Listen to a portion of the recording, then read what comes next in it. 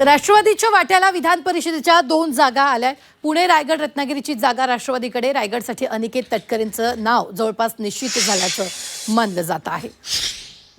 अनिकेत तटकरे यांनी एकनाथ शिंदेंसह सुनेत्र पवारांची भेटही घेतली होती। त्यानंतर ही उमेदवारी निश्चित झालेलं बोललं जातंय।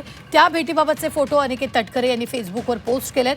तर दुसरीकडे पुण्याच्या उमेदवारीबाबत शनिवारी रात्री जिजाई बंगल्यावर खलबतं झाल्याची माहिती आहे। तसंच पुन्हा एकदा त्याबाबत बैठक होणार असल्याचं कळतंय।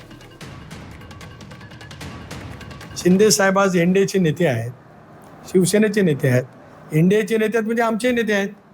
तर अशा वेळेला त्यांची भेट घेणं हे काय त्याच्यात बिलकुल गैर नाही। भेट घेतच राहणार। पुढे अनेक कामं सार्वजनिक असतात जी शिंदे साहेब आज त्याला प्राधान्य देतात। देवेंद्रजीची आमची अनेक वेळेला भेट होते। रवींद्र चव्हाणांची माझी भेट झाली, वहिनींची भेट झाली।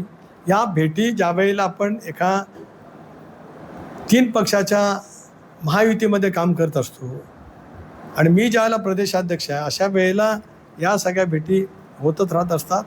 खरं आहे की शिंदे साहेबांची भेट अनिकेत आणि मी त्या ठिकाणी घेतली।